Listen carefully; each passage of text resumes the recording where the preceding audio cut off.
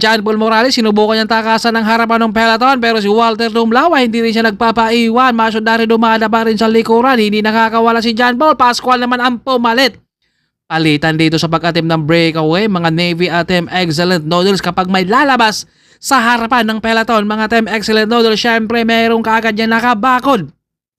Mga Navy, Allen Benito, Corpus, nakakawala na rin dito. Habol naman kaagad etong si Jeremy Lizardo para tumulin sila dahil nakataka si Corpus, kailangan lang babantayan yan at ito yung ating breakaway 19.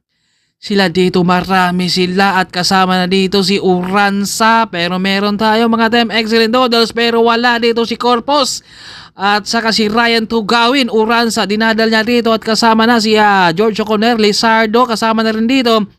At saka si Lumutos, kaya magandang laban yung kapag naitutula dito pero wala dito mga sprinter na si Corpus, Tugawin dahil naiwan sila dahil binabantayan rin sila doon sa ating grupo at solo dito ni Kenneth Maramba, si Lim kasama dito at bumabanat ang harapan. Talagang gusto lang pasabugin yung harapan dito dahil naisip nila na marami sila dito at si John Mark Hamingaw kasama pa dito at isa sa pinakamatalinong domestic ng team Never niya. Talagang napakasulit yan. Dumapa at masyudar rito. Hinahatak niya at ito ay 6 na lang silang natira sa kanilang breakaway dahil kanina ay nagkakabalatan yung harapan pero dalawa pa rin ang mga Never nandito. George at saka si John Rinabara, Joseph Borra, Renz Bondok at saka si Peralta. 6 sila dito pwedeng hatakin. Pero si John Paul dito ay sumubok na naman siya ritong luwas at pinapainit dito ni John Paul yung kanyang baga para talagang dumikit sana pero syempre pagbibigyan kaya siya nung ating grupo dahil meron na siyang kakampi doon sa ating breakaway natin pero sinubukan ni John Paul rito. Andyan na yung ating peloton. Talagang pinainit lang ni John Paul dito kung makakadikit ba siya doon sa ating grupo kahit mayroon na siyang kakampi pero sinubukan lang niya at si Renz Bundok rito na flatan kaya 5 na lang siya dito. Pwedeng dadalhin dito sa mga Team Neve pero nandito si Peralta na handang rumimati, baka hindi nila kakayanin dahil isang sprinter to. Kaya ito ay hindi nila dinadala yung kanilang breakaway dito kahit dalawa sila dahil inaantay dito si Uranza, nandun pa si John Paul. Kaya ito ay bumakal sila dito dahil naisip na dito na kapag dadalhin rin naman nila, nandito si Peralta na handang rumimati at masudari na ubusan siya dahil siya yung humatak sa grupo kanina. Ito ay nag-side over na Joseph Borra. Talagang umatras siya rito sa grupo dahil si Uranza naman ay nakakawala ron. Talagang palitan lang sila sa kanilang breakaway. Talagang subok na subok sila at ngayon nakawala na si Uranza. John Rinabara nandun na rin sa atang harapan rin. Pero si Joseph Borra naman ang humatak. Ang sulit ng hatak ni Joseph Borra, 48.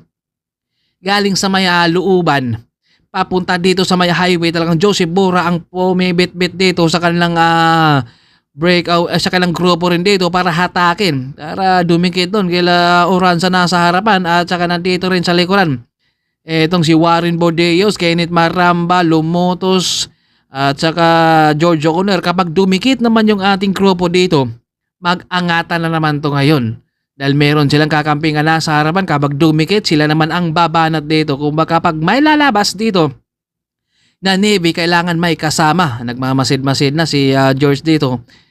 Kung kailan siya dapat babanat at nandito naman yung kanyang kakampi na handa ring sumama rito para magtulungan sila kung tuto yung depensa rito at opensa. Ay ito na nga, George O'Connor bumabanat. Ito nakahabol yung kanyang kakampi, Kenneth Maramba, Ivan Simbrano, Warren Bordeos, Bonifacio humahabol, si Walter Dumlao, John Mark Hamingaw. Hindi na rin sila nagpapaiwan dito at pakalasa na to sila sa kanilang rimat yan dahil walang nakakawala sa kanila. Maraming sumubok pero hindi talaga natuloy at nag-success yung kanilang breakaway. John Rinabara at saka si Rostov Blame Uranza.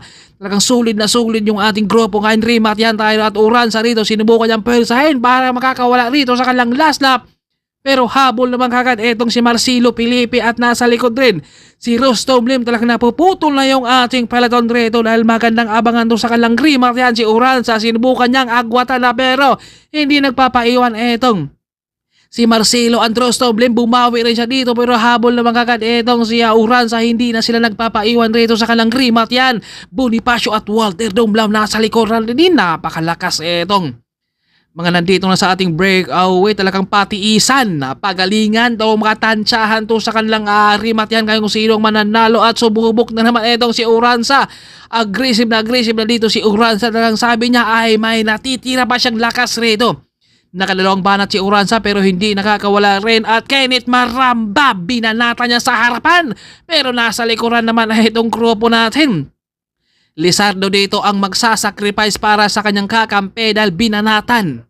Ito ni Kenneth Maramba pero talagang grabe naman yung domestic ni Jelemy Rizado. Talagang hindi niya talaga tinigilan para hindi madikitan at binuka. Buo na naman sila dito, walang nakakawala. Magandang abangan yung kanilang rematihan rin dito dahil Kenneth Maramba sinubukan, Uranza hindi rin nakakawala, Rostom Lim hindi rin nakakawala at Kenneth Maramba bumanat na naman uli rito pero si Ivan Simbrano ay nakadikit na at si Uranza dyan. Yung ating pangatlo, medyo malayo lang tayo rito dahil ibang camera pa yung gamit natin rito at hindi nakakawala na muli na naman at Ivan Simbrano, sububok rin siya rito. Talagang patiisan na lang to sila Mga groggy na yan pero yung mga may natitira pa talaga dito yung iba dito dahil sa dulo talaga ang huling go hit. Grabe yung ating laban, naubos kung ubos Uranza. Nakabantay na rin Peralta, nandyan na rin si Joseph Boras sa harapan kumbaga kanina pa yan siya napasama lagi sa breakaway at galing sa likuran na naman itong si Kenneth Maramba. Talagang subok ng subok siya, pangatlong attempt niya rito pero si Uranza rito ay hindi niya hinayaan ang Peralta at pang-apat natin yan si Joseph Boras. Wartel Dumlao din nasa likuran, kanda na rin rumati talaga yung ating grupo dahil walang nakakawala at eto na 7-11 ang nasa ating harapan ngayon at Uranza, Rostom Lim. Magandang abangan yung kalang rimat yan kung sino ang mananalo dito pero si Uranza nasa harapan na natin.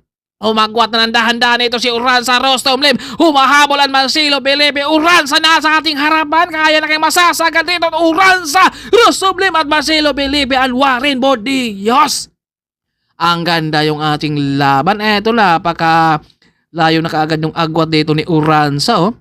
Talagang inagwatan niya at humahabol rin dito si Rostom Lim at Marcelo Warren Bodillos. Ang ganda yung ating laban. Ubos kung ubos sa rimat yan.